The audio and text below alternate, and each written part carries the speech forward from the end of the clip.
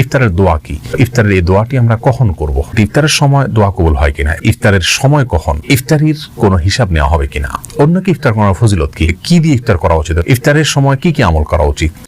ইফতারের সময় কখন? আমরা কোন সময়টাতে ইফতার করব? সূর্য ডোবার সঙ্গে সঙ্গে ইফতার করব নাকি আজান হওয়ার জন্য অপেক্ষা করব? এর উত্তর হলো সূর্য ডোবা নিশ্চিত হয়ে গেলে আমরা ইফতার করে ফেলবো, কারণ কোরআন কারীমে আল্লাহ তাআলা বলেছেন আতিমুস সিয়ামাল লাইল, তোমরা সিয়ামকে রাত পর্যন্ত পূর্ণ করো, লাইল পর্যন্ত পূর্ণ করো।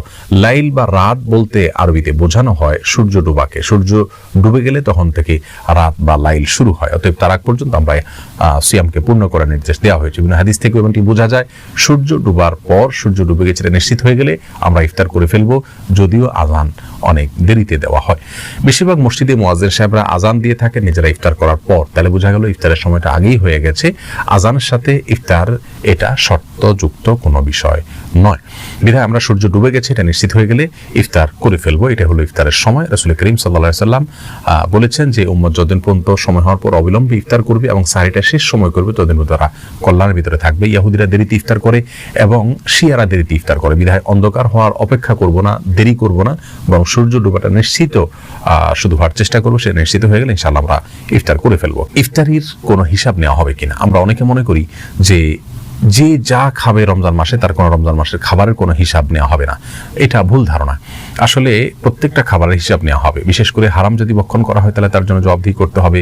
কেউ যদি অপচয় করেন তার জন্য হিসাব দিতে হবে আল্লাহ সুবহানাহু ওয়া তাআলার কাছে। বিধায় আমরা এটা মনে করার কোনো কারণ নাই যে রমজান মাসে খাবারের কোনো হিসাব নাই, ইফতারের খাবারের কোনো হিসাব নাই। এটা ভুল ধারণা, বরং সব খাবারের হিসাব গ্রহণ করা হবে। অতএব অপচয় যেন আমরা না করি এবং হারাম ভক্ষণ না করি, সেই দুটি বিষয় আমাদের খেয়াল বিশেষভাবে করা উচিত। অন্যকে ইফতার করার ফজিলত কি? এর উত্তর হলো অন্যকে যদি আমি ইফতার করাই অন্য রোজাদার ব্যক্তিকে, তাহলে সেক্ষেত্রে ওই ব্যক্তি রোজা রেখে যে পরিমাণ সওয়াব পেয়েছেন তাটা তিনি পাবেনই, অতিরিক্ত হিসাবে আমাকে আল্লাহ সুবহানাহু ওয়া তাআলা একটি রোজার সওয়াব দান করবেন। আমি নিজে রোজা রেখে তো সওয়াব পেলামই, আরেকজনকে ইফতার করানোর ফলে তার সমপরিমাণ সওয়াব আমি পাবো। এবং অন্যকে ইফতার করানোর ক্ষেত্রে যে তাকে পেট পুরে খাওয়াতে হবে এমন কোনো কথা নয়। যে কোনো খাবার দিয়ে তার ইফতারের ব্যবস্থা না থাকে, ইফতার আয়োজন আপনি করলেন বা আপনি তাকে ইফতার খাওয়ানোর আয়োজন করলেন, সেটা খুব সামান্য একটা খেজুর দিয়ে হতে পারে, তার মাধ্যমে আমরা সওয়াবটা পেতে পারি। ইফতারের সময় দোয়া কবুল হয় কিনা? প্রশ্ন উত্তর হলো ইফতারের সময় দোয়া কবুল হওয়া নিয়ে অনেক আলোচনা রয়েছে। রাসূল করিম সাল্লাল্লাহু আলাইহি ওয়াসাল্লামের একটি হাদিস থেকে আমরা জানতে পারি, তিনি বলেছেন, মুসনাদ আহমদ এবং ইবনে হিব্বান বর্ণনা করেছে যে সালাতুন লা তুরাদ্দু দাওয়াতুহুম আও সালাসাতুন লা তুরাদ্দু দাওয়াতুহুম, তিন ব্যক্তির দোয়াকে ফেরত দেওয়া হয় না। তার ভিতরে একজন হাসসাইম হাত্তা ইফতার, রোজাদার ব্যক্তি ইফতার করা পর্যন্ত তার দোয়া ফেরত দেওয়া হয় না। ওয়াল ইমামুল আদিল, এবং ন্যায়পরায়ণ বাদশা, তার দোয়া ফেরত দেওয়া হয় না। ওয়া দাওয়াতুল মাজলুম, এবং মাজলুম বা অত্যাচারিত ব্যক্তির দোয়া ফেরত দেওয়া হয় না। এই হাদিস থেকে বোঝা যায় যে রোজাদার ব্যক্তির দোয়া কবুল হবে এবং সেটা ইফতারের আগ পর্যন্ত।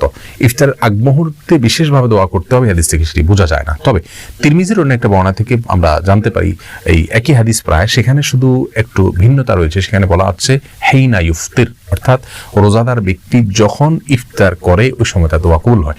তাহলে এই হাদিস থেকে বোঝা গেল যে ইফতার করার সময়টাতে দোয়া কবুল হয়। ইবনে মাজার একটা হাদিস রয়েছে, সেখানে ভাষ্য হলো এরকম, ইন্নাহু লিসসাইমি ইনদা ফিতরিহি দাওয়াতুন লা তুরাদ, নিশ্চয়ই রোজাদার ব্যক্তির ইফতার করার সময়টাতে একটা দোয়া তার কবুল করা হয়। তো এই হাদিস থেকে বোঝা যাচ্ছে যে ইফতারের সময় দোয়া কবুল হয়। সব মিলিয়ে আমরা বলতে পারি সারাদিনই রোজাদার দোয়া কবুল হয়। তবে ইফতারের আগ মুহূর্তে মানুষের শরীর ভেঙে পড়ে, মানুষ দুর্বল থাকে, আবার সূর্য ডোবার সময়টা খুব গুরুত্বপূর্ণ জিকিরের সময়।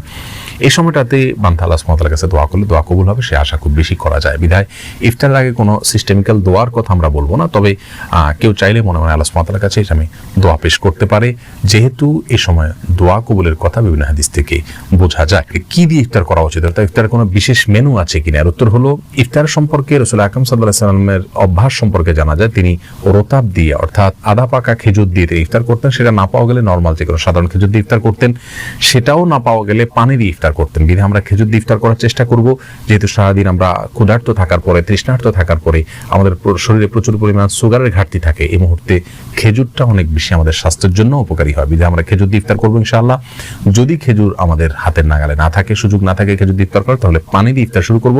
এরপরে যে কোনো হালাল খাবার খাবো, তবে স্বাস্থ্যসম্মত খাবার অবশ্যই গ্রহণ করার চেষ্টা করব। ইফতারের সময় কি কি আমল করা উচিত? আসলে ইফতারের সময় বিশেষ কোনো আমল নাই। আমরা একে অন্যের সহযোগিতা করবো, বাসায় মা বোনদের সহায়তা করবো, ইফতার আয়োজনের জন্য সবাইকে নিয়ে বসবো ইনশাআল্লাহ। আর বিসমিল্লাহ বলে ইফতার শুরু করব। ইফতার আগ মুহূর্তে মনে মনে আল্লাহর কাছে দোয়া পেশ করবো, যেহেতু রোজাদারের দোয়ার কবুলের শেষ সময়টা হলো ইফতার বিদায়, শেষ মুহূর্তে এসে আল্লাহ সুবহানাহু ওয়া তাআলার কাছে আমরা দোয়া পেশ করব। আর সেই সাথে বিসমিল্লাহ বলে ইফতারের খাবার শুরু করব। ইফতার কিছুটা খেয়ে বা শেষ করে তারপর ইফতারের দোয়া পাঠ করব। এর বাইরে ইফতারের সময় অন্য কোনো আমলের কথা কোরআন সুন্নাহ আমাদেরকে বলে। ইফতারের দোয়া কি?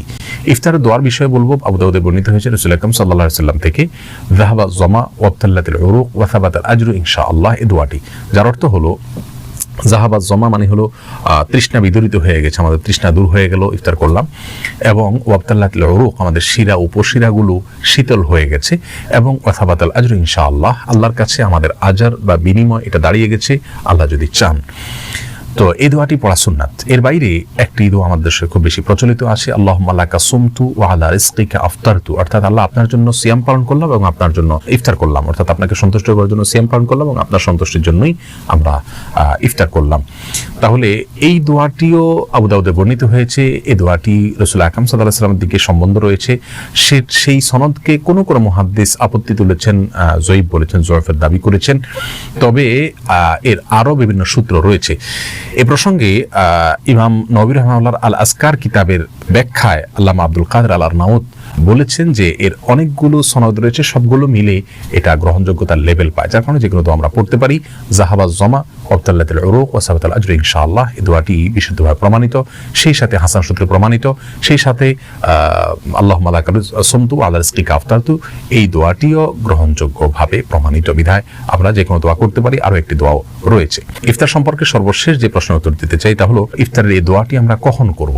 এর উত্তর হলো এই দোয়াটি আমরা ইফতারের শেষে করব, অর্থাৎ ইফতারের শুরুতে তো বিসমিল্লাহ পড়ে ইফতার করব, ইফতার করা শেষ, এরপর আমরা এই দোয়া ইফতারের দোয়াগুলো পাঠ করব। অনেকে মনে করেন ইফতার দোয়াগুলো আগে পাঠ করতে হয়, এটা ভুল ধারণা। মূলত ইফতারের দোয়াগুলো ইফতারের পরে পাঠ করতে হবে। ইফতার সামান্য কিছু খেয়ে তারপর আপনি পাঠ করতে পারেন। আল্লাহ সুবহানাহু ওয়া তাআলা আমাদের সকলকে সুন্নাহসম্মত ইফতার এবং বিশুদ্ধভাবে সকল আমল করার